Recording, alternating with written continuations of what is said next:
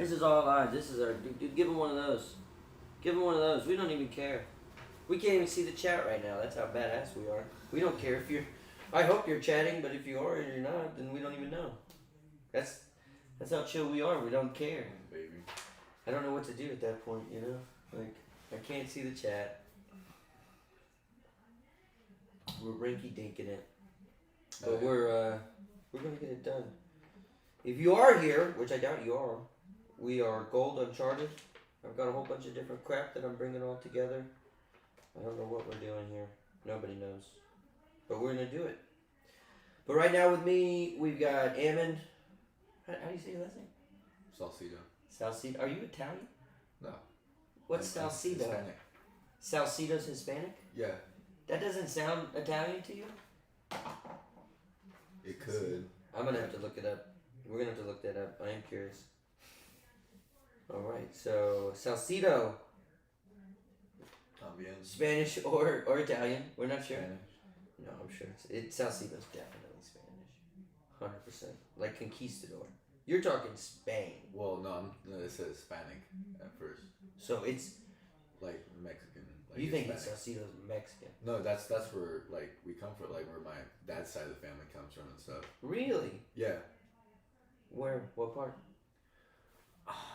I'm not sure. I don't know if it's like Hermosillo area because that's like right below like Tucson, Arizona. Because that's where my dad pretty much grew up. Is like Tucson, Arizona.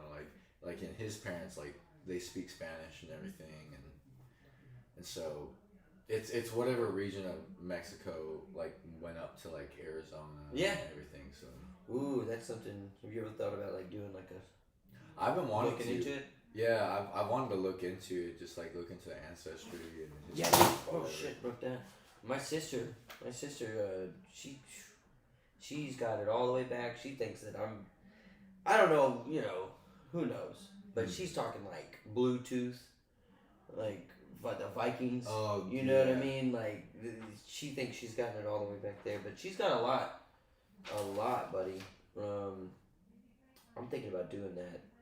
One of those tests. Yeah. Dude, I was watching the DNA thing. They take it all the way back. Yeah, it's crazy how they figure all that out. But I need to know. And you should too. Yeah, I want to figure that out. And you should too. You know, your family's important. Alright, let's see. We've got a script here, guys, so we're going to read off some of it. Welcome to the very first stream of this channel.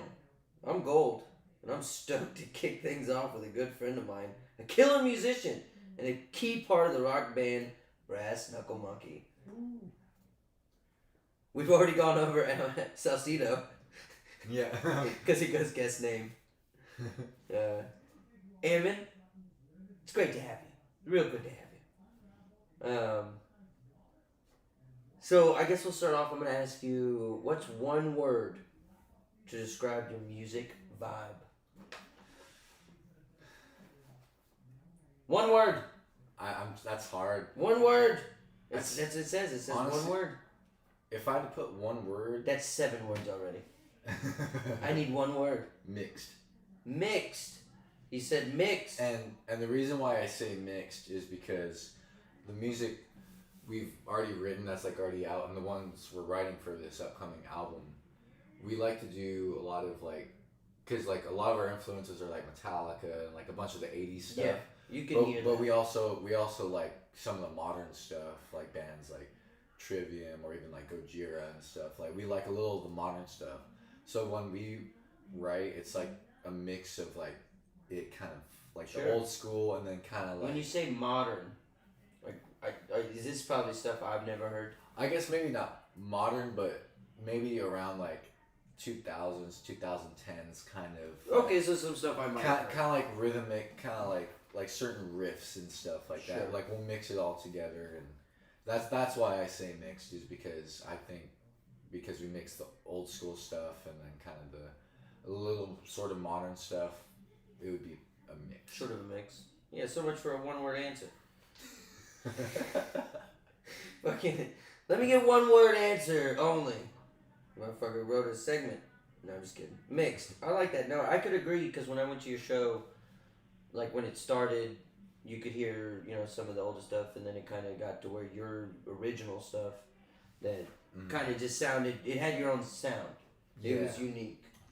And that's the thing we try and go for too, is we want you to kind of hear the influences, but we want you to hear how we're taking it, sort of thing. Sure.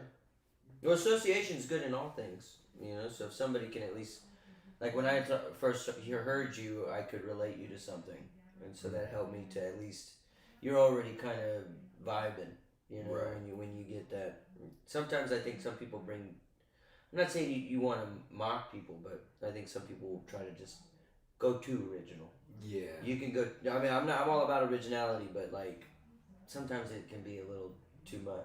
People, we all have ears that are all sort of there and the same to a degree when it comes to music.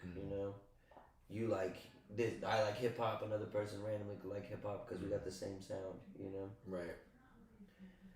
Okay, well, that's I would agree with that answer. Not that I think we're here for that.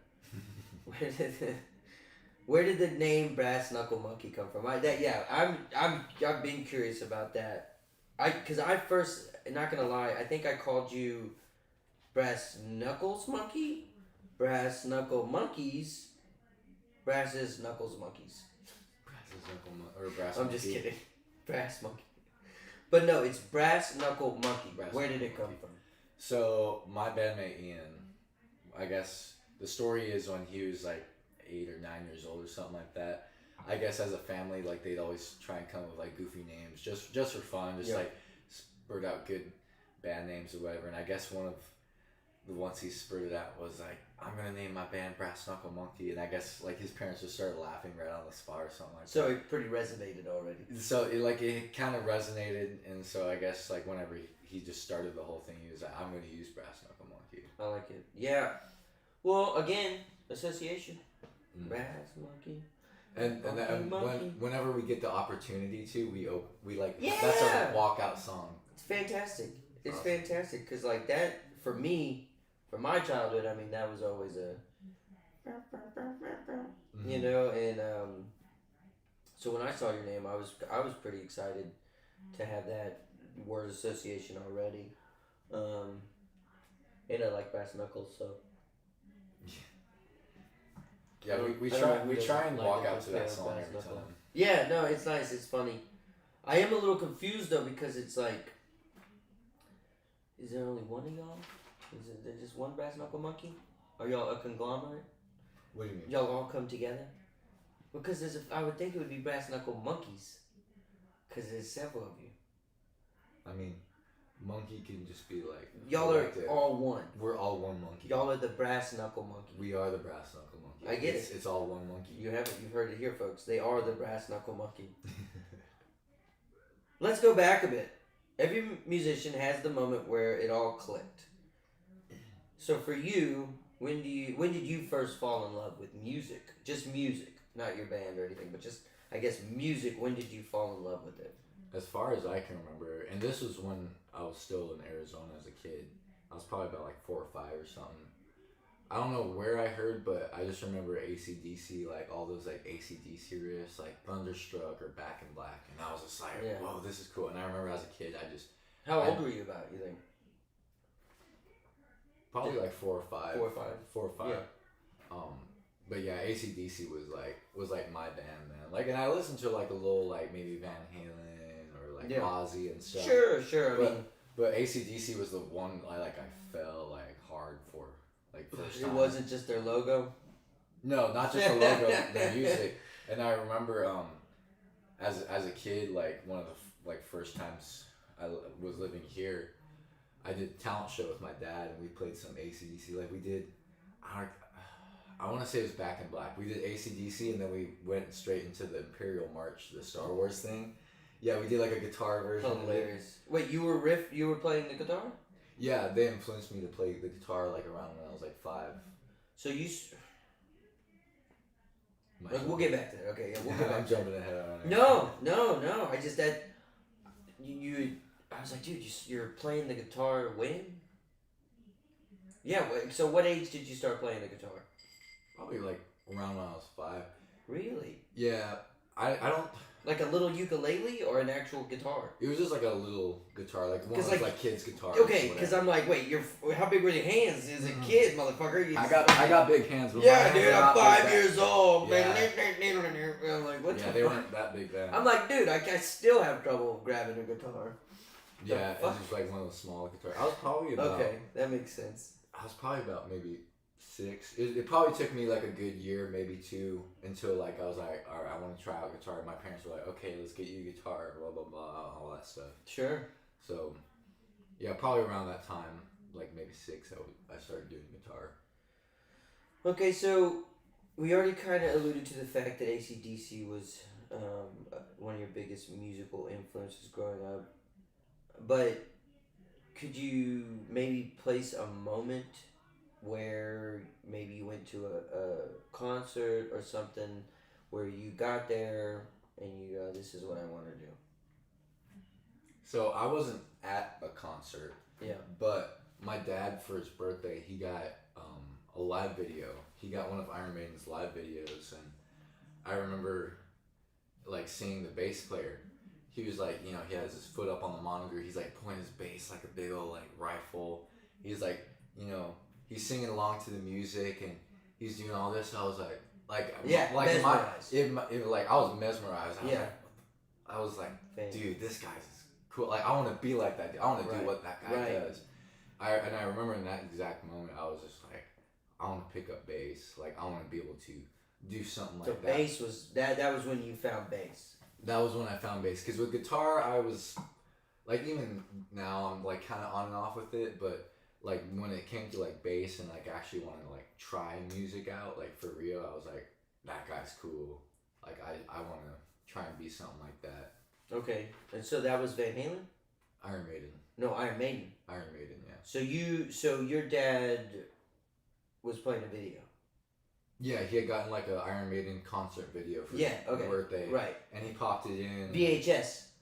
It was actually just a CD. DVD. Or no, Blu-ray. It's a Blu-ray. Yeah, damn, I'm old. Yeah. Damn, I'm old. He said his dad, and I'm thinking VHS. And then I'm thinking, okay, well, CD. This motherfucker goes all. We're Blu-ray. Blu-ray. Yeah, shit. I do remember CDs and VHS. Yeah, sure, you do. You don't remember. So, you kind of gave us a little bit about the name and its origin, but where did the band get together? Like, how did that kind of happen? So, originally, just like to give a little context, it started as a kind of home studio thing that for Ian. Y'all just playing at home? Yeah, he was just playing at home, and his dad was like, come up with a song, like verse, chorus, whatever. And so then eventually he ended up writing the EP. They ended up going to 5 different studios, getting it all recorded and released and whatever. Really? And so, yeah, originally it was just going to be kind of like a studio, like home kind of, like a homework thing. But then after a while, he was just planning on working in a studio, producing music, and pushing it out. Yeah, that was just kind of like pretty much the original plan. And then after a little while, he was like, I kind of want to start a band with this. So around, like, I think summer of 22, he's tried to get some people, but it wasn't until like November of 2022 was when like the actual like first like kind of lineup configured. That's when I joined, was like late November of 2022, and then we started, jamming a little bit in December, and then just kind of. Well, how did you find him? There's so you know how there's like the dating apps and stuff like that. There's kind of like a dating app for like musicians. Shut the fuck up. Yeah. Shut the fuck up. Yeah, it's. I can't remember. What's it called? Musical Notes. No, I think I can't remember the name of it, but there's like a musicians app that I just signed up on, and I was like. To meet musicians. To meet musicians. Get the fucking 2022, buddy. Yeah, and he found me. He was like, "Hey, a whole new world." Right. And then he just sent me like the song Blackout, and I was like, okay, this is cool. And I'm like, yeah, I'll join. I'm like, because at the time I wasn't in a professional metal band, so I was like, fuck it, let's Not to get away from this, but now I'm sitting here thinking like, what other fucking apps are there for random fucking find me type shit, Because I only had ever thought about it for dating. I don't use them, but like I've been out of the dating Just game for eating. years, but Just like go out with someone to eat, like not dating. you know, not to get too far off script, but you know, it would be nice just to go out and have a beautiful dinner with a beautiful woman and not have any, and just go home. Right. You know what I mean? Let's go have some conversation, have a nice dinner. Yeah. And we both just go our separate Change it up a little bit, right? I don't want anything else. Or like I just like to go talk to a good looking woman. I can see there outside. being one for like gym partners, like going to the gym gym, rat. like Oh, you could call it gym rat. yeah, like working out with someone. Gym rat's a good one. Go Don't swimming. take that, you motherfuckers. Copyright that shit. Gym rat. That's actually a good one. Not as good as fucking our South Park episode we came up with. Oh yeah. Don't say it. Yeah, we can't. Don't say it. We can't. That we don't want to get canceled on our very first show. Well, that's soft part. Oh my god. That would be fantastic though. You already kind of talked about that. Oh well, okay. So you met him through the dating app. You met him through the dating app, and so it's the two, and then did y'all add someone after that? Well, I believe he found like the first lineup, like first iteration of the band. Yeah. I think he found everyone through the app. Unless like there's like one or two of the other guys that like message you on like Instagram or something. Right. Well, and I know that y'all kind of intertwine and have fillers, and y'all haven't quite. Are y'all still mapping it out completely, or is it one of those things that y'all plan on being versatile and being okay truthfully, with? we've always tried to just have like someone that's like willing to go the distance, you know, with it, that can play, that can just commit, make time and everything. Ideally, would you say, boom, I've got my 4 mates and these are our band, or are you okay with constantly changing people out? I don't want to constantly change. I just want to get to one that day. core. Like one day, and you know, your ultimate goal is to say, this is the band. This is Brass Knuckle Monkey. That is the ultimate. You goal. got Bingo, Bango, Bongo, and Bingo. Those are the 4 whatever band members. Mm-hmm. Okay. Yep. So you're building them still, in a sense. Well, as of right now, as far as I feel, Is this a touchy subject? Is this? I just thought about it in my head. I'm like, dude, what? are there Like- band members that are wondering out there, like, am I in, am I out? Are these fuckers talking about me? You know what I No, mean? Like, is there? Do y'all have discourse ever? Skip that question. Bad question. Bad faith Too question. early. Don't care. Don't care about that. Okay, I gotcha. I was just curious as to like where y'all are at. Like just you know. Right now, I think we're. I mean, we obviously like the show's tonight, so we haven't played it yet. But as far as it's developed, I think this is probably arguably the best we've gotten to. Sure. Because it took us about a year to play a show. Because you know sometimes there'd be someone that was good, but they couldn't commit enough, or there'd be someone that wasn't good, but they commit a lot. And so we've been kind of burnt out. I really want to play. I really want to play. Yeah. You're not that good. And we've been burnt out. So for the longest time, for about a good maybe 2 solid years, it's been me, Ian, you know, singer, Constant. and then Stan, our drummer. It's been like the 3 of us. He's been there the whole time. Not the whole time. He's only the second drummer we've had, but he's been there the longest. He's committed and everything. He's Ringo. He's the Ringo to the Beatles. Mm-hmm. And so, and I've always said we just have that 4th element missing. But as of right now, I think I think tonight. Stay tuned, he says. We can have that 4th Stay element. tuned. Yeah. Okay, so having said that and knowing all that with that, what would you say your role in the group would be? Fluffer. No, if that's what I am under the impression that I know what it is, it's a good gig. No, it's a good gig, buddy. Don't lose that. That's tough because, you know, because it's like we're still early on, so it's hard to like determine roles. But well, let's just say in the moment, like right now, what you're doing. What do you do for like do you do you get out and promote? Do you get out and sell tickets? Do you get out like Trying as, to promote, yeah. is more, what is your role in those aspects? More like less of what the band like playing in the band.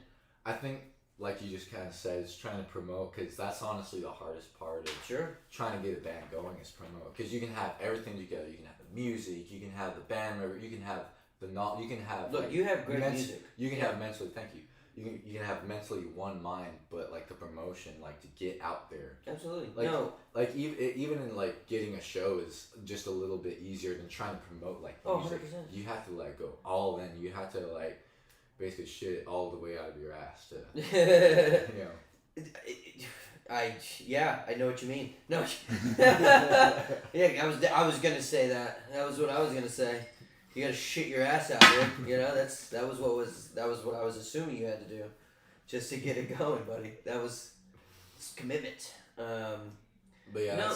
that's my role. Is just really trying to promote, trying to get it out there. Because How do you feel about that though? Because it's like you were kind of alluding to just now. You could have the fucking bee's knees band. You could have the best equipment. Mm-hmm. You could be ready to go, but you can't book a show. Mm-hmm. You can't book a show. You can't get no one to show up. Right. Well, you know, what do you like? Do you feel like there's more you can do? Do you feel like y'all need to do more, or do you feel like you're just gonna, you know what, do y'all have plans there? Yeah, I think it's kind of like everything, just like doing a little more, just getting more opportunity and jumping on it. And we know like we're getting better at it. Yeah. It's still not perfect, but Do you have each band member kind of doing stuff? Yeah, it's mainly me and Ian doing stuff. Like, we'll try and reach out, do shows. We'll try and promote. Like everyone in the band right now, like whenever there's a show coming up, we'll be like, hey, we got this coming up. Doing Pay something. attention. Like get time off. Whatever. Blah blah blah. And then he'll do booking, and then I'll take care of like the merch and stuff like that. So. Yeah. So you work with the merch and stuff. So yeah, I'm also wearing one of the badass shirts. He was smart enough not to wear one of his shirts to the interview for his fucking band. I could have worn one of the new shirts because we have new shirts too. This guy. Yeah, that's and I say I promote the band. But I'll give him this. He is wearing one of his favorite. If he was going to, I can tell you put thought into this interview shirt. Okay, I know why he's wearing that. So I'm not mad at it. No, I didn't even think about it because it's like very. I don't wear my brass knuckle monkey shirt all the time. I don't even think about it because usually like I wear other band shirts, or I'll just like wear like one of those like stupid shirts that it's like a black shirt but with plain white text that just says like some like stupid meme or something like that, or like a jersey. So,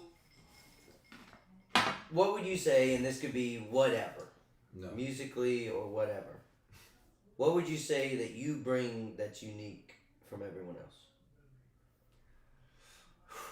That's tough. I mean, from what I've heard, like I think from what you've obviously seen, stage presence. Yeah. That's like when it comes to a show for me, besides like having to get the sound down and everything, stage presence is absolutely key. Like if you're just there standing like the whole time, I'm like, you can like have little moments where you just kind of like groove into yourself, groove into the music, but it's like the rest of that, like 90% of that. We're there to see a show.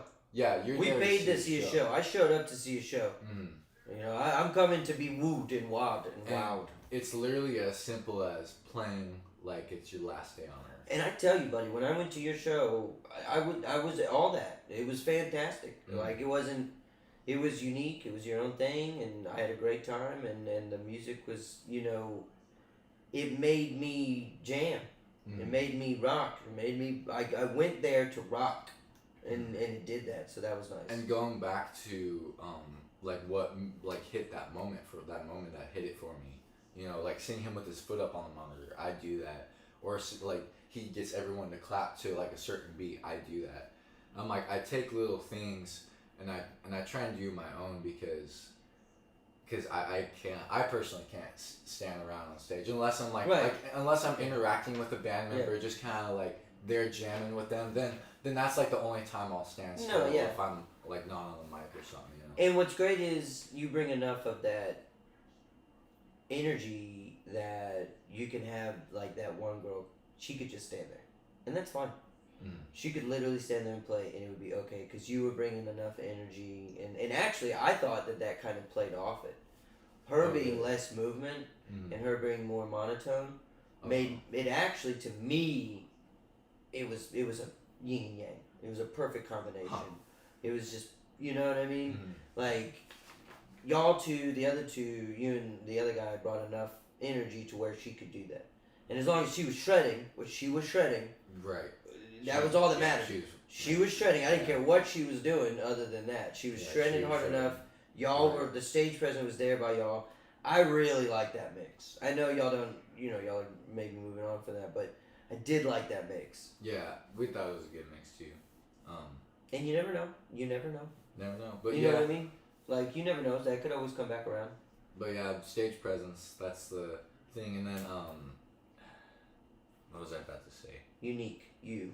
What else? Yeah, and I've like heard from like, people who like grew up in the 80s and stuff, like who have seen like some of these big acts and like who like knew what it was all about. They were like, you remind me of this. Like I haven't seen. Oh, really?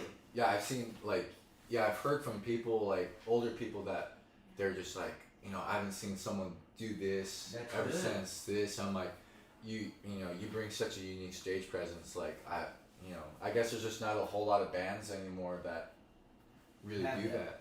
Yeah, there's not a whole lot of people that do that.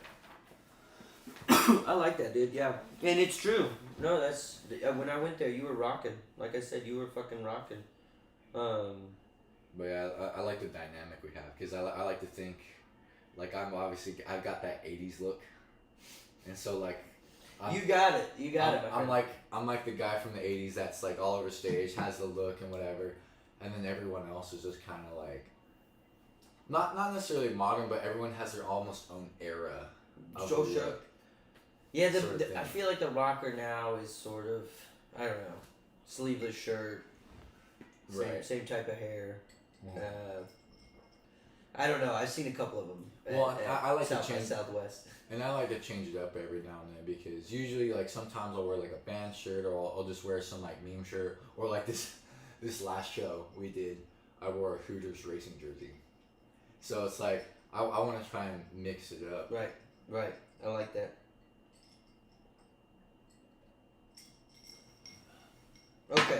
Okay. So we talked about that. Let's see. Let's talk about the sound. You got some wild energy on stage, like we were just talking about. But what's it like behind the scenes?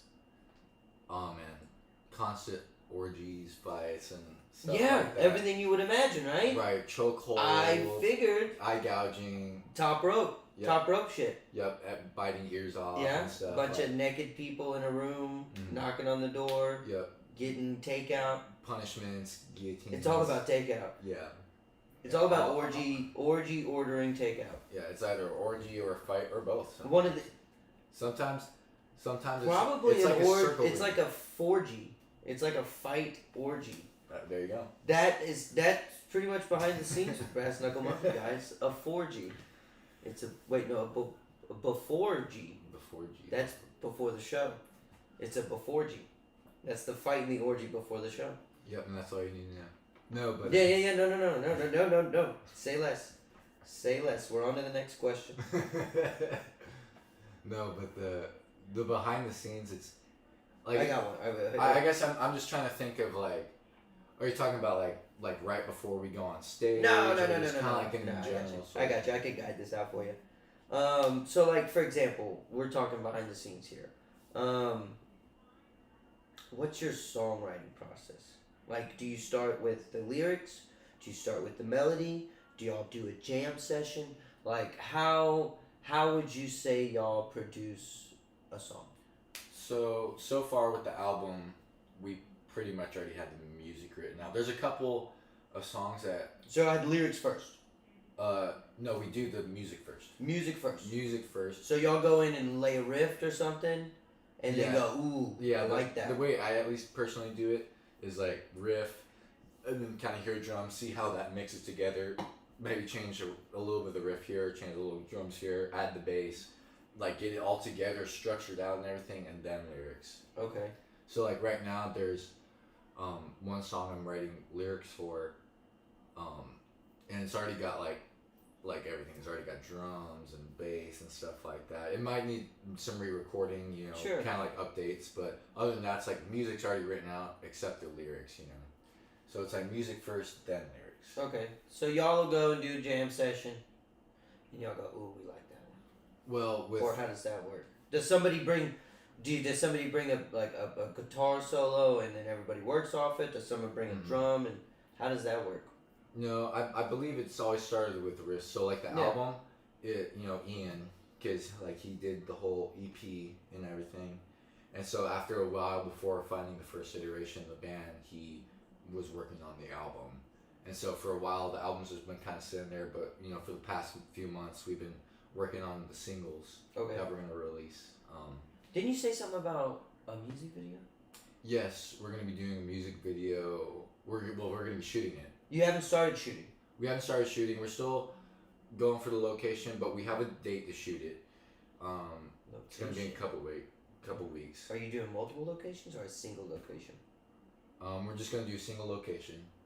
And then we have a shoot date, and then probably around beginning of May, maybe latest mid-May, you'll be seeing that music video and hearing the new stuff. Yeah. That's exciting. Did y'all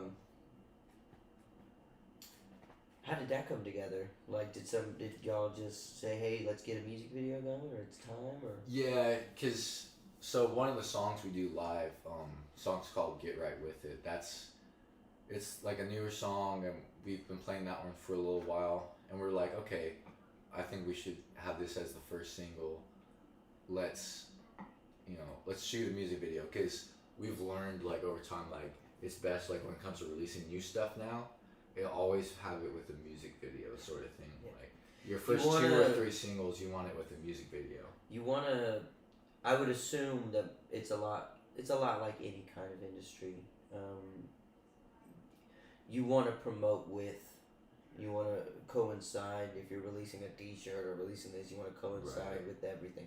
You want to cross-pollinate and make sure you're getting it on audio, video, visual, just all that kind of stuff. Right. It's just like a movie release. You know, the DVD releases with the movie, blah, blah, blah. So that makes sense. That makes a lot of sense. And exciting. It's exciting. Yeah. Here's one for you that I'm curious. What song are you most proud of, and why? Ooh. Okay, I'm just gonna go by the ones we've played live so far.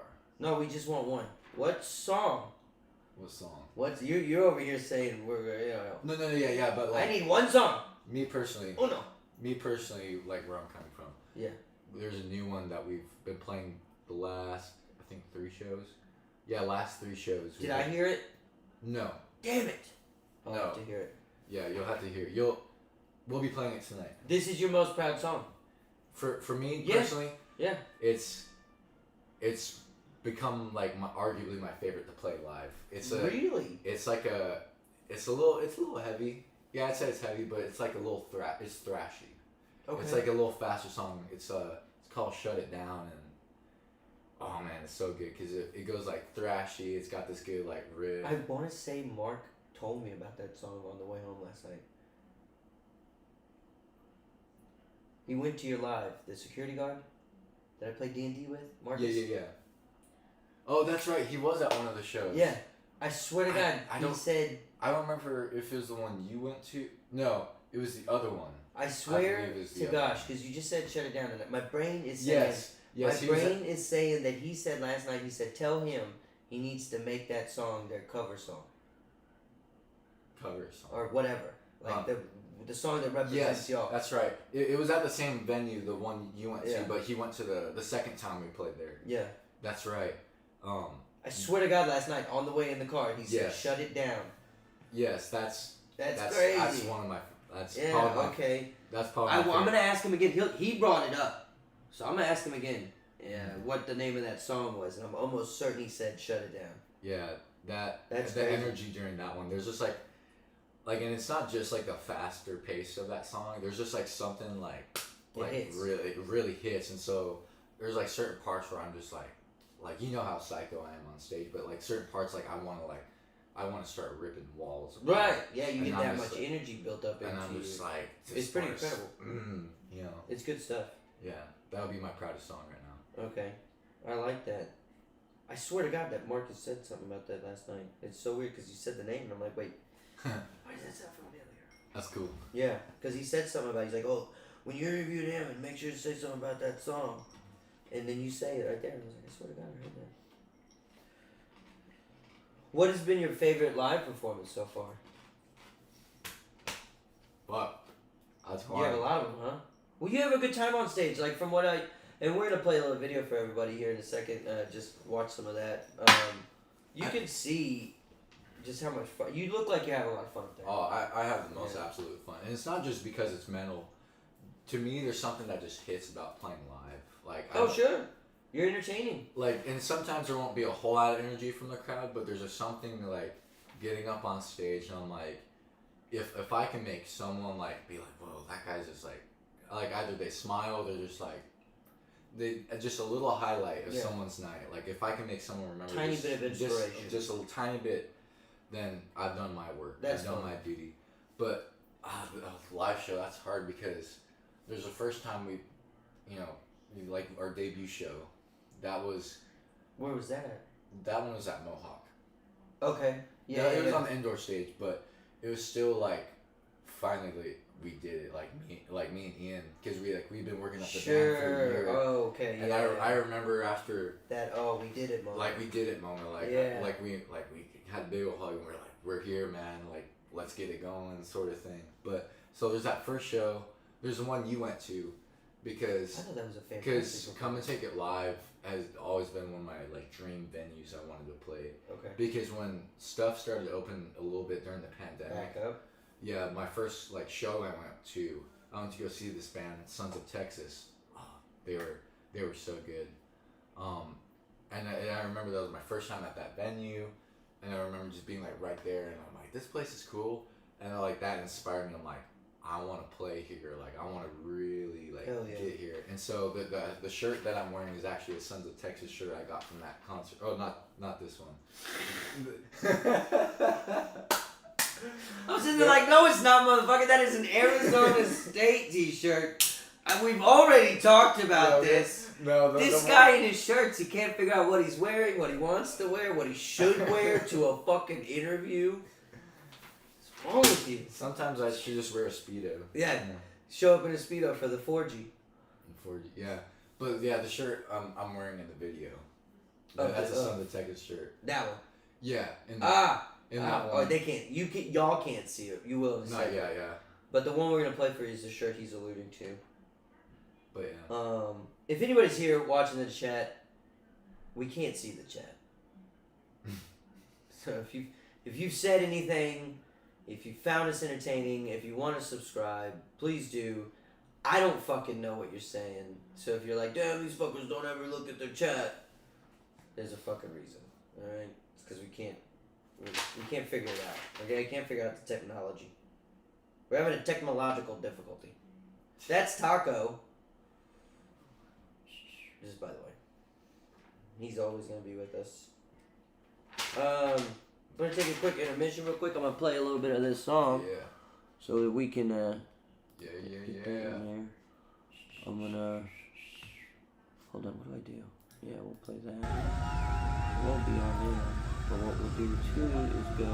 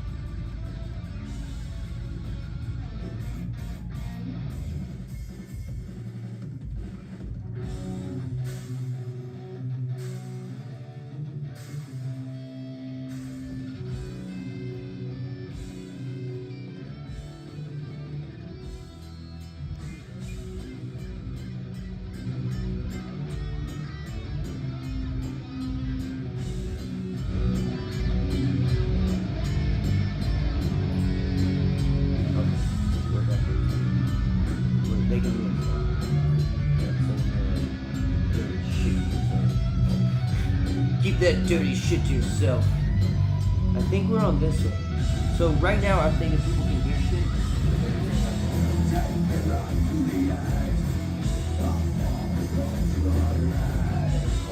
Not already, but actually where it was, though, might be good. You want to keep going? You want to finish the interview with that playing in the background? Doesn't matter. You need it. You work it for me. I think it's your channel. This is your shit. Let's see what they can hear us. I don't want to. I obviously don't want to.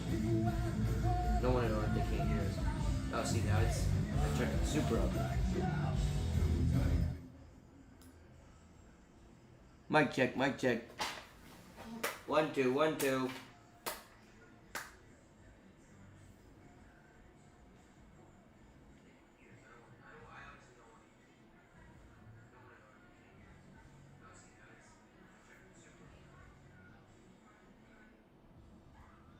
But I can't hear it at all. Well, now you can't hear it all, but at least it's playing in the background. Right. You can't hear it. I'll turn it up just a smidget. Yeah, that's it. Yeah. But at least it's playing in the background. Mm-hmm. Yeah, it's fun. I thought somebody commented. I got all excited. It's just you. Oh, it sees yours. Oh, it doesn't see came mine. through. Yeah, we're gonna have to figure all this out. That's At least, yeah, exactly. These are all small, minute things. Let's see. Mic check. Audio's back to normal. Audio's back to normal. Yeah. Let's turn that all the way back up. Ooh. So yeah, as you can see, we got his live show up right now. This is the one I went to actually, which is exciting. I can't believe I don't know why I picked that one. I just picked the first one that I picked. So I think that's the first one that just pops up. It's right? kind of funny, weirdly enough. Yeah.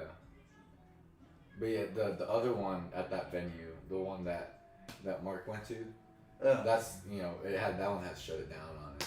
Okay. So if we wanted to play a little, I need to listen to that one. For some reason, people are like, as time has gone from this show on, people keep saying you're getting better. Like somehow, like every show keeps sounding better, keeps getting tighter. Like this show was like the first one that really hit. We were like, boom, like holy shit, that was good. Like even though we got the sound was fantastic. The sound was okay, but like I think we did really good. Even though we got cut short. Yeah, y'all were. Yeah, I remember. Because we got cut short. Because the band before us, they took a little bit of time to set down, but that happens. Whatever. And we were gonna play a new song that we still haven't played live yet, but y'all still haven't played it? Nope, we still haven't played it. Not yet? Not yet. Not yet. Oh, that's whoa. Huh? Huh? Huh? No, it's funny that you just said that. It's funny that he says that because I was about to ask about any projects or releases coming soon that we should know about. Anything coming out new besides the music video? This new song you've now alluded to? Not really. The new song is kind of the thing that we're focusing on. Besides still playing shows like every month. Really the music video and the new single. Because right now we've got, we know what our 4 singles are going to be. We know the order of them. Okay. We have the second single, I think, is fully recorded. That one just hasn't been mixed and mastered yet. The third single is like almost done, I think. And the third single we are playing live. The last show we did, we debuted that one. That one's called "Take My Hand." That one's gonna be the opening track on it. Okay. Because there'll be like an intro track on the album, and then "Take My Hand" will be the opening track on the album, the opening song. Mm-hmm. And so that one is another highlight that we've personally found lately. Is people like it. Well, people we start to like it because we've only played it once. Okay. But we're like every time we've like rehearsed it, we're just like, oh, this song. There's something about it just keeps getting better and better. It makes your jollies jingle. Mm-hmm. That's badass, dude. So that's badass that y'all feel that as a group. Mm. Y'all know, y'all like, all right. So have y'all, okay, so have y'all, do y'all play something and go, ooh, this isn't gonna be good? There has been times where we were gonna like plan on playing a song, Yeah. but then like at the time we were like, okay, maybe this, because like there's probably like a new guitar player at the time, so we were like, they're not ready. We'll. But nothing that y'all like were kind of excited about, and then y'all gung ho, and then y'all played it, and then finally y'all just kind of, it just kind of went, we don't like this anymore. Not really. There hasn't really been anything where, like we've, like anything new. I'm just curious. I think myself, just I'm not in a band, so I'm just curious how a band, like if a band ever just is doing a project and it's just like, yeah, fucking never mind. There are a couple songs that we've like wanted to move on from for Right. now. Okay. Yeah. Like the opening track on the EP, "Wanna Breathe." Like we've opened almost every show with that so far. I know eventually I think we want to move on from that, and then there's like another one on there that we eventually want to move on from because we like sort of want to do the new music. You could always come back to it though. Yeah, we can always come back to it, absolutely. Like if we like ever get like a long amount of time to play, like if we get like an hour and a half or something just randomly, we're gonna be like, all right, let's throw it in there. Let's let's see what happens. Yeah. But I think for now there's gonna be a good while where those songs aren't played. But like this last show, the "Take My Hand," Yeah. the brand new one, we almost debuted that one the show before that, but at the time we were like, let's give this a little more time to kind of settle in for all of us to like mix together. Really get it down. To really get it down. So that's really the only time that's kind of had to happen like that. Okay. So every band has its moments. Some great, some chaotic. Right. Let's talk about some of that stuff. So let's see. Mm. What's the biggest challenge about being in a band? All dudes that you can't fuck, you know. Yeah. No. I know they're just all out there in the crowd, eyeballing you, saying, "Ooh, you're thinking, man." And I'm jealous of the drummer's perspective. He gets to see all the dudes' asses up on Yeah, stage, and I'm like, man, like I can't even do anything about it. I feel bad for the drummer, but no, a challenge really is just kind of it's not even scheduling, because like we know our days, like we have certain days off where it's like, okay, let's get together, let's rehearse, or like let's record, let's do this, blah blah blah. Really, the hardest part of being in a band, like I think we talked earlier, is promotion and trying to get that show in, because in Austin, like here in Austin, it's kind of a blessing and a curse to be in a band, because Austin is really good to like become capital music of the world. Yeah, and it's like and you can become like a local legend pretty quick. Sure. But sometimes it's like you don't want to be stuck as a local legend, because you want to go outside. Like we want to go to like San Antonio and Houston and Dallas. Like we There's a difference between being the big fish in a small pond and being in the ocean. There's a huge difference. I know that. I knew a really famous photographer, super famous in Austin, super famous. Huge in Austin, But then, you see that guy branch out and go to Cali and, can you make it everywhere is what you're saying. You don't want to just be here in Austin, you want to get... No, we want to get anywhere and everywhere we can. Yeah, that's good. No, that's good aspirations. Yeah. How do you guys deal with creative differences and stress? Compromise? Do y'all have it? Do y'all have it a lot? We barely have it, because we kind of know the roles and the direction of where we're supposed to go, because Ian was the one that started the band, so we know he's kind of the leader sort of thing. Okay. But like he's willing to compromise and take ideas and stuff like that, so that's really cool. Okay. And so whenever there's like creative differences, like when we're recording drums, I'll be there too, and we'll be like, ooh, what if you did this, or what if you... So there's like a collective writing process for like the drums, at least. Okay. As an example. And so we'll kind of be like, okay, let's try this out. So there'll be like a compromise where somebody we might work hear it out. something and go, maybe Somebody might add hear a snare something. here, or Yeah. add something here. And so there might even be times where like a couple people like it, and it's like, okay, we like it, but then someone else might not care for it, and they're like, okay. But then like if it's like, and it's not You necessarily, obviously can't please everyone.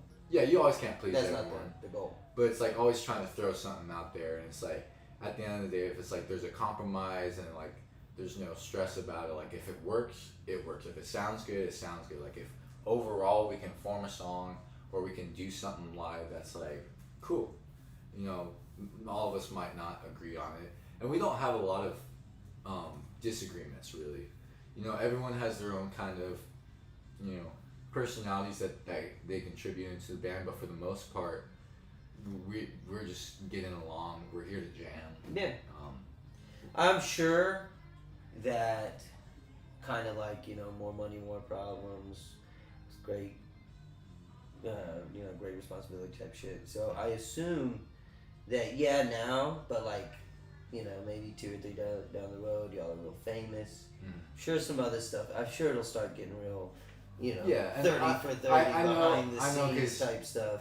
Cause Just be prepared for that. yeah, I would suggest, just from you know, living and just you know, try to keep it the way y'all do now. try and be. Try and be happy. Yeah, exactly. Happy.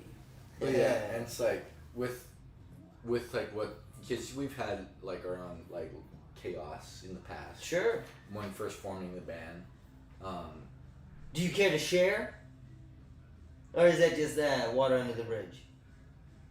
Maybe at some point down the road. 'cause Yeah, we're just still know. we're Yeah, still yeah, yeah. we're The still people in the want to early know. years. Do the people want to know? We're still in the early years. Yeah, no need, no need. But So do y'all have any pre-show rituals or weird habits that you do individually, and then do y'all have any that maybe y'all do as a band? so individually, and what I've started to, this is gonna sound funny. So you know how like some people like fighters or stuff like that will have like a robe before they go into the show, and then like when they step out of the ring, they put the robe back on. And Yeah. I have this thing with shoes. So I have to have specific shoes walking in, me personally, into the venue. Okay. And so, you know, I have like my walking shoes that like feel comfortable to me, and then I have just my specific show shoes that I don't ever wear unless I'm playing a show, sort of thing. And so, for the longest, they're retired now because they've grown too small on my feet, but I used to wear these white Buzz Lightyear shoes. Really? Yeah, and those are my show shoes for the longest while. But you know, they started cramping my feet, and so now I just wear these Jack Skellington shoes as my show shoes. But Are they so? Yeah, I mean you're jumping around, you're bouncing around. I mean, are you worried about comfort? not really, but it's like if I've gone to work the next day or something, or when I step off stage, like I don't want to be walking around in my show shoes all day. Like I don't care about That's so funny. I don't care about the comfortability of my feet in the moment, because I'm going to be jumping around, I'm going to be moving. I'm not going to be worrying about it. I'm going to be worried Right. about shredding, screaming, whatever. Sure. But it's like when I'm off the stage, like I want to make sure my feet are comfortable when I'm moving stuff, or if I'm just sitting there talking to someone or whatever. But and another ritual I do for my voice personally, because I'm not like a great singer. I'm still kind of learning. Whoa! I'm Fantastic out there, buddy. Yeah, you do great. Thank you for the praise. Thank you. Good, but good. Way to be modest. Way to be modest. No, but because I'm still new to like trying to figure out like where I sit in singing. in not just the band, but maybe in the music. In the music, because you know I'm doing the harmonies, but I'm also doing a lot of a lot of the like metal stuff, like the growling. So I'm just like I'm still kind of new to it.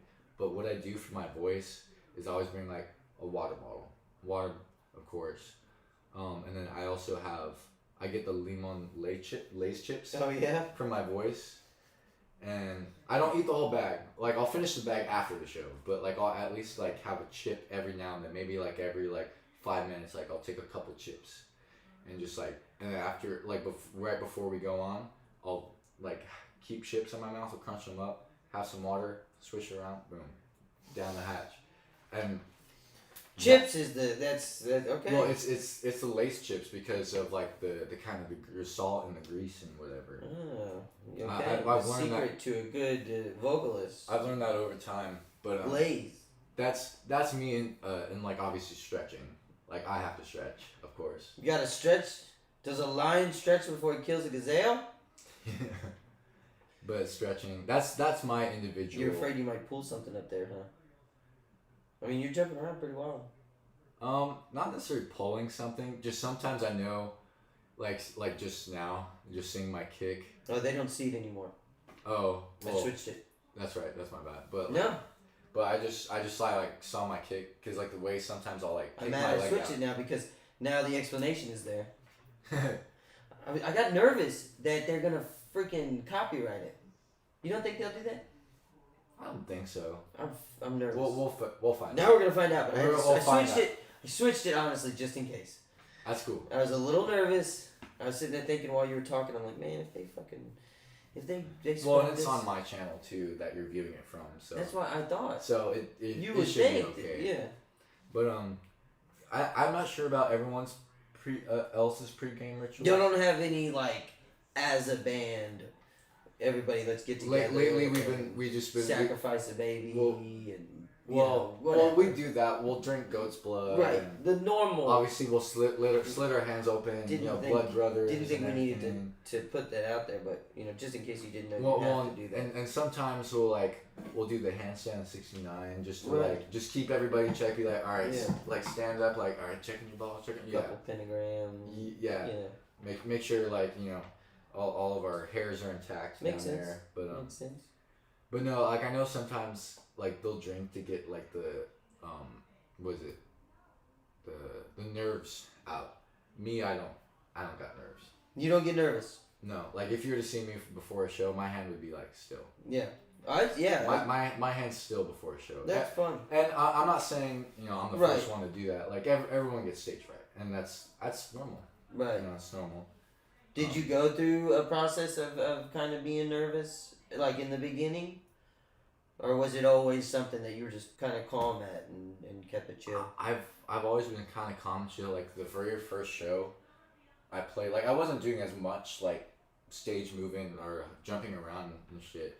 But like I was still jumping, I was still crowd interacting. Yeah. Like to me the way I thought of it then, and I still kind of think of it now, I just like I'm going up there to play, jam, have fun. You're in your element up there. Yeah, I'm feel out of it. I'm in my element, and there's no reason to be embarrassed. Yeah. And even if I were to fall, like which I've almost done a couple times, but even if I were to fall and like fall flat on my face, I would get right back up. I'd probably laugh for a good moment, but then I'd get right back into it. Like there's been times where like I'll stand on the monitor and my shoe's been untied randomly, and so someone will come up, be like hey, and they'll tie it, and I'm like, oh, like this is weird, but I'm like, it's funny. Hilarious. It's funny in the moment. Yeah. I love little stuff like that.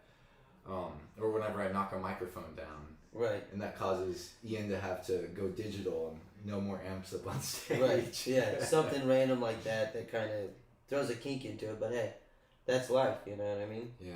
But yeah, pre-show, like not much. Just like they'll have their drinks or whatever to kind of settle the nerves. We'll go around interacting with other people or each other, just kind of cracking jokes, whatever. Like analyzing other bands, be like, oh, that was cool, whatever. Usually I get the merch stand because I'm the guy that handles merch. Mm-hmm. I'm the salesman type of guy, but gotta make that money. But yeah, it's just really just kind of hanging out before a show. Calm. Just kind of calm. Yeah. Nothing crazy. What would you say? I mean, we're not obviously to the stardom we're gonna get, but for now, what kind of keeps you grounded and motivated?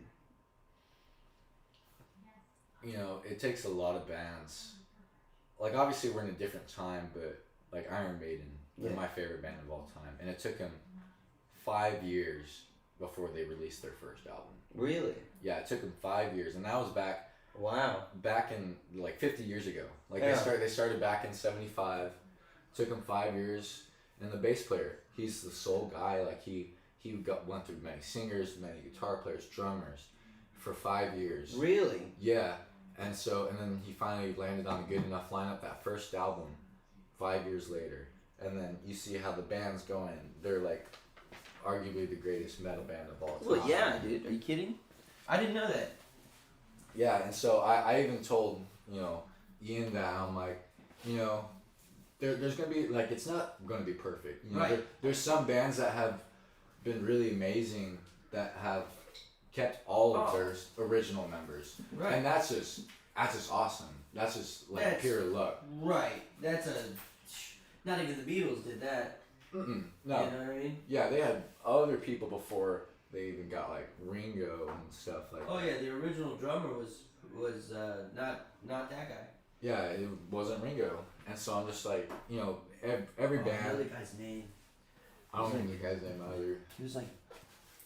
Charles Winston or something like that. It was. Oh man, I know it's like a random. Yeah, it's like a random simple name. English name, but yeah, I'm like, no band's perfect, and it's like we've had our lineup changes, so it's like, and I know we'll get through it, and so it's like after that first show hit, I'm like, it took us a year to get a band together that was good enough to play. Got that first show, boom, and now we're here like a little more than a year later. We've played probably like a good 12 shows or so, and I'm like, it's not what we want, but it's still better than some, because there's some. Well, where were you 3 months ago? Where were you 6 months ago? Are you further than that? 6 feet under. He's risen from the dead. Honestly, 3 or 6 months ago. That's. I mean, those are rhetorical questions. Oh, gotcha. I'm saying that to say, have you progressed? Yes. Absolutely. Leaps and bounds. Because for like the past probably 6 months or so, we've been a 3-piece. Like we've been a 3-piece because we weren't doing with the girl anymore. Yeah. And that's all right. It happens. And so we've had that fill-in guy for we had him for the like latter part of 2024. And he was really good. We wanted him to be in the band, but personal things came up, and he's got other things going on in his life, and it happens. Yeah. And it sucks a little bit too. Does it? I guess you say it sucks. So it's like, say you find a sound you really like, and then all of a sudden something like that happens. Yeah. What does that do to you? It obviously brings you down. Yeah. Because like with her name was Liz. Like with her, like that, we had that lineup for 5, maybe almost 6 months. Really? And so, like, besides like the 3-piece, that's probably been our longest lineup we've had. Right. Not longest guitarist we've had, but like longest lineup that's just stayed together. And we liked it, what was going on, because it went on for that long, and it seemed to be going pretty well. No, and it was, and what I would say is, it's a part of it. That's a part of the stepping stone. Part of the stepping stone. You got. It's like a relationship. Mm. Some people be in a relationship for 5 years, and it'll end, and one person will go, "Oh, that wasted my 5 years," and another person will go, "Well, I learned I don't like this. I learned I like this, and I learned what I need." And that's like one of the very few times there's like 2 sides to a story, sort of thing. Mm-hmm. And who takes what from it, And, and obviously it gets us down because we're like, man, but it's like now it's just time to move on. What'd you get from it?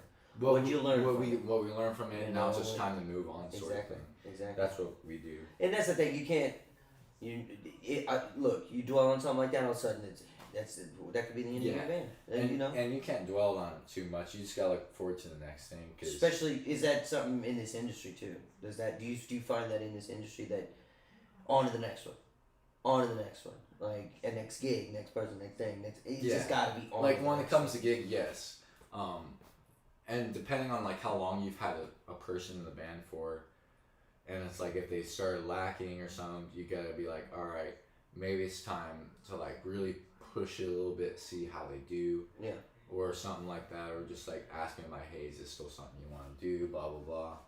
And it's like if working through it. It's just working through it. Yeah. Exactly. So no band survives without fans and community.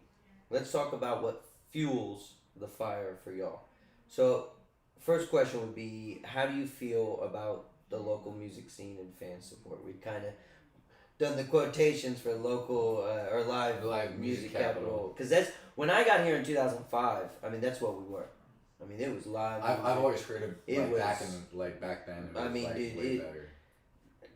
This was 20 years ago now, but Right. when I first got here, it was. I mean, South by Southwest was crazy.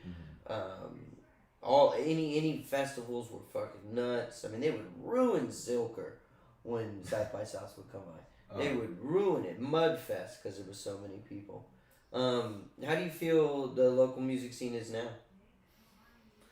It's Hot take, boys and girls. The Austin music scene from Ammon Salcido, the Mexican. También. It's mixed because there's like some bands, like we've become friends with like some really great bands, like a band called Vikingham Scum, like they're awesome. So like Yeah, a local those band guys. here that you're friends with.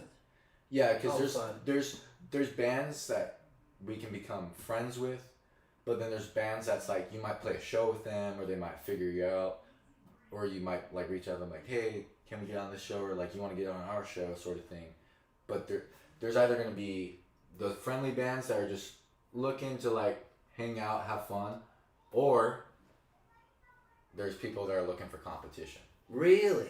Yes. They don't look at it as a friendly. We're together in this, trying to make it. They Some look people at it as don't see it that way. it's me versus you. And as Really?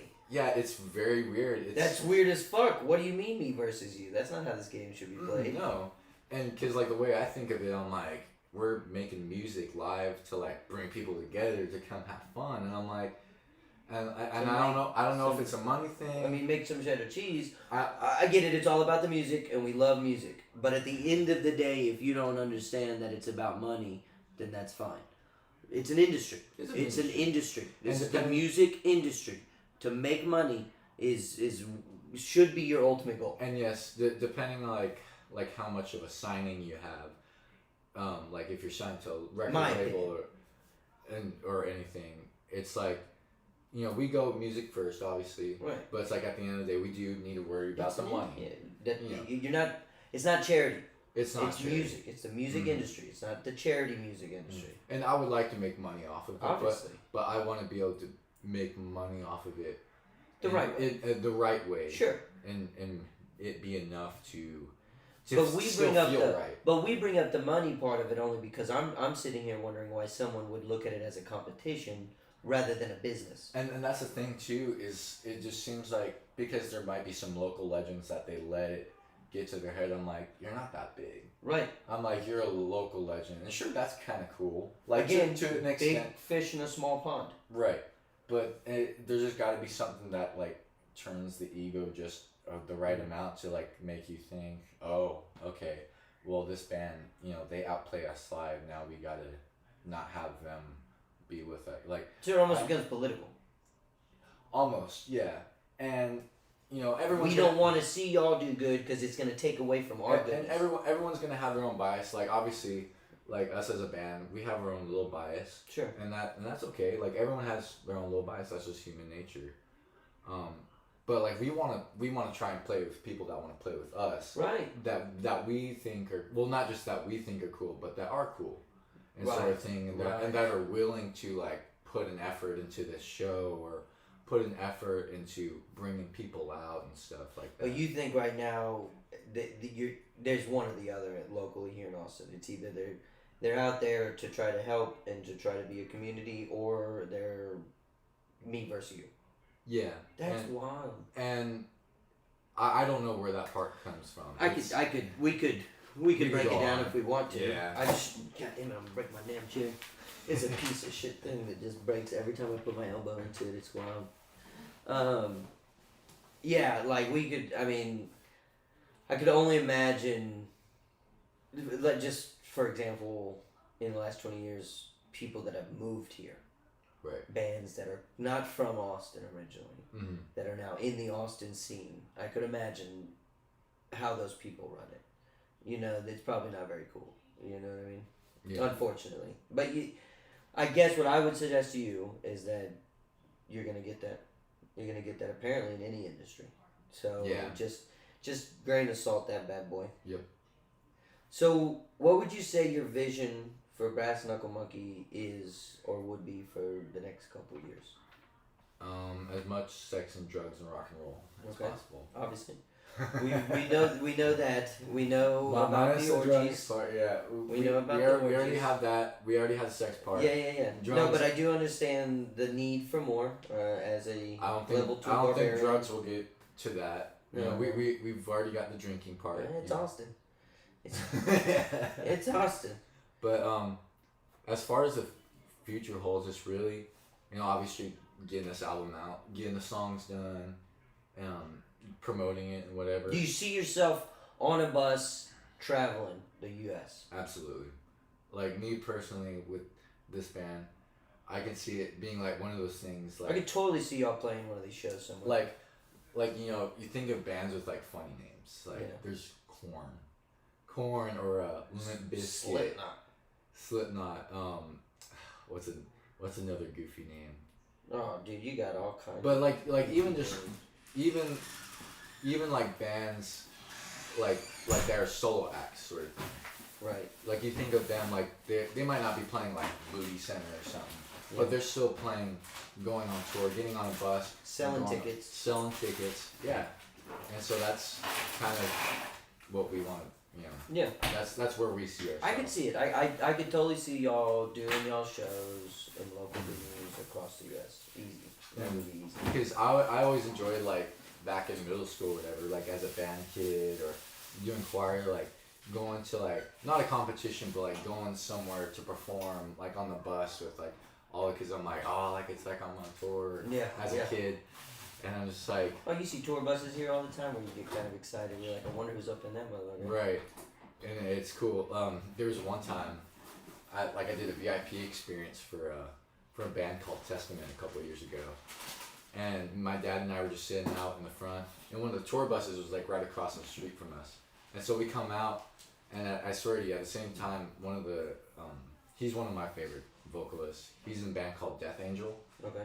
And he's a vocalist, Mark Osaguda, and he comes out of the tour bus as soon as we're walking up, and we like intersect. He's like, "Hey, what's up, guys?" Like blah blah blah, and we had like a little interaction.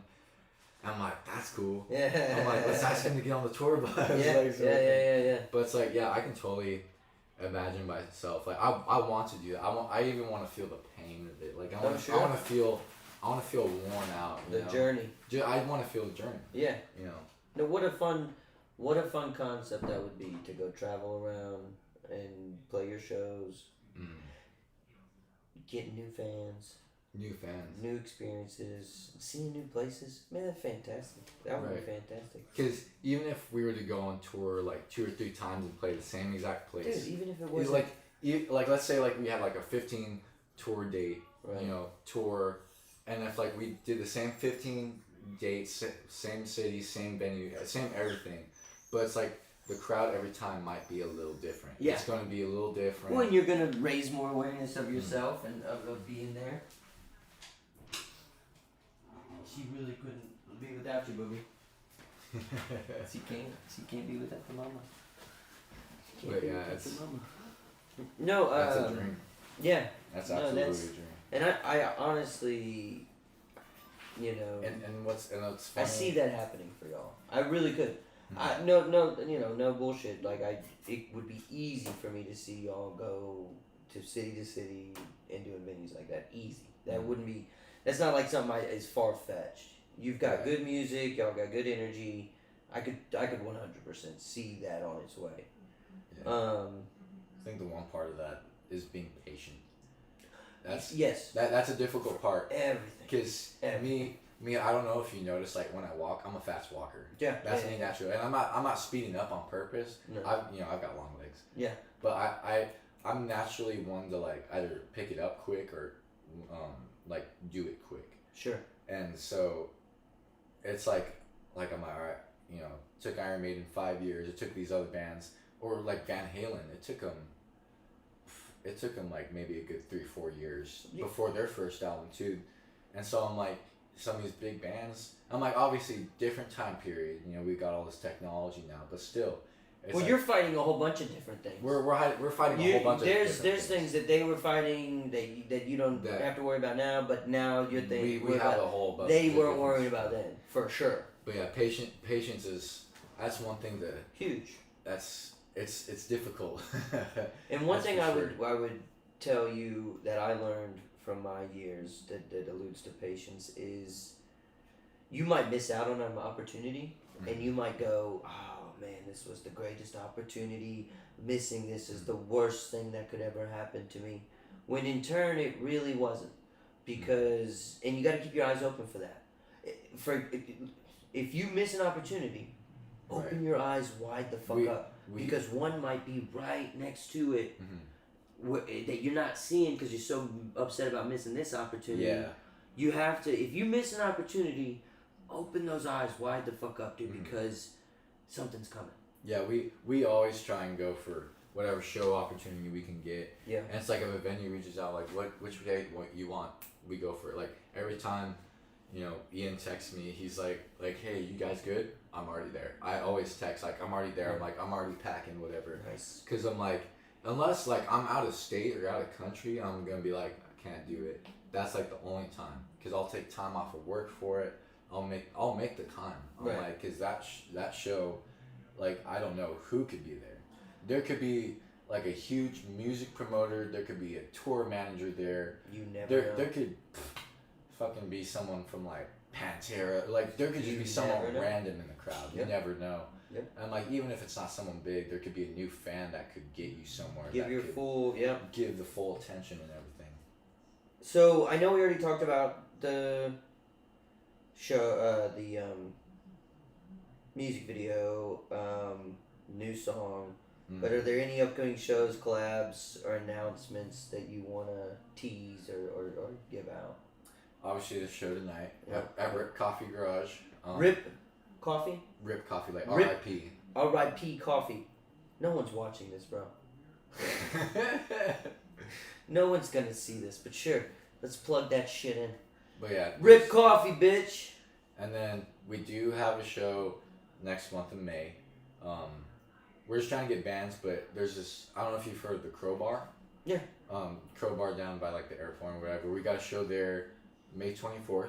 Okay. We haven't announced it yet, but I'm just going to announce it here. Yeah. Fuck it. You know? Yeah. Fuck you, bandmates. That one person that might watch this later. Yeah, bandmates. Haven't announced it yet? Fuck you. It's out. No, I'm kidding. It's out. I already said it. Boom. No, I'm just kidding. Cat's out the bag. I'm just kidding. I love Can't you guys. put Pandora back in the box, bitch. But yeah, we've got that one. We're trying to get. Have you seen that meme of like the old guy on stage Dick with butt? the long hair? He's like The dick butt meme? the dick butt. No. You haven't heard of it? No. I thought I was the only one that had never heard of it. Apparently, it's a thing. I have no idea what it. But the old Look guy. up dick butt meme. Not right now. The old guy on stage. He's like, you know what I'm talking about? No. Oh, dude. I'd pull it up on here, but I'm afraid they'll fucking copyright it. Yeah, they probably copyright that one. Yep. But I'll show you. But yeah, we're trying to get another one in May. Okay.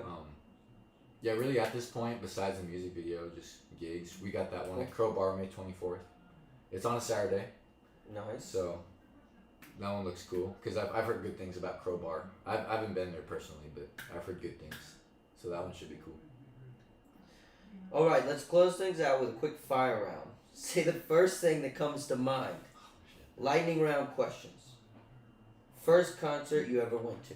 Kiss. Kiss? Yes, they were on their 40th anniversary tour with Def Leppard. Oh wow, so you saw Def Leppard too? Def Leppard and Kiss. That was my first concert. Wow. Dream venue to play at? Emos. Emos? Because In Austin? Yes. The way I'm thinking of it. Sorry, I'm a logical person. I think logically and ethically and theoretically, because we've played at Come and Take It Live. The next big step is Emos. Okay. And then it would be like ACL Theater, and then Moody Center. It's like it gets bigger and bigger. But if we're going straight to big. Yeah. What's the tippy top of the iceberg for you? Carnegie Hall. Honestly, one that I can think of right now is actually CODA, Circuit of the Americas. Yeah. Because that was where I saw Kiss too. Oh, Like, okay. I would love to, like, that's an nice- awesome venue. Yeah, I love that venue. Dude, if you're playing there, you're making some Moulin Rouge. Mm-hmm. I'd assume. Absolutely.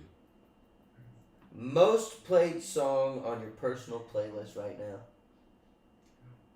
There's a band called Ghost, and a couple days ago they released a new song for their upcoming album called Lacrima, and oh man, it's like a heavy song. It's got a heavy riff, but then the chorus is like this weird like pop thing. Like they do that a lot. So that would be, you've been jamming that. So yeah, Lacrima from Ghost would be my song right now. Final rap we're gonna say before we go. Tell everyone where they can find you, your Spotify, socials, all that. Yes, we are on Instagram and Facebook. You can listen to our EP and upcoming music on Spotify, Apple Music, Amazon, whatever. We have our own website too. It's just brassknucklemonkey.com. We have merch. We still need to put it up on the website, but if you come to a show or if you want to order one, text us.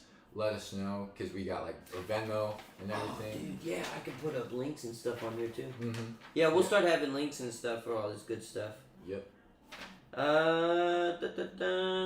Well, thanks for being here, man. Hell yeah, dude. Thanks for having me. And to everyone watching, For the first inaugural podcast. hit that like button, sub if you haven't. Podcast number 1. And we'll see you next time. Yeah. No, I'm just kidding. No. I might as well. I got 17 Yeah, copies. you got like I don't even 17 know. copies, Oh yeah. my god, I should have just done it and not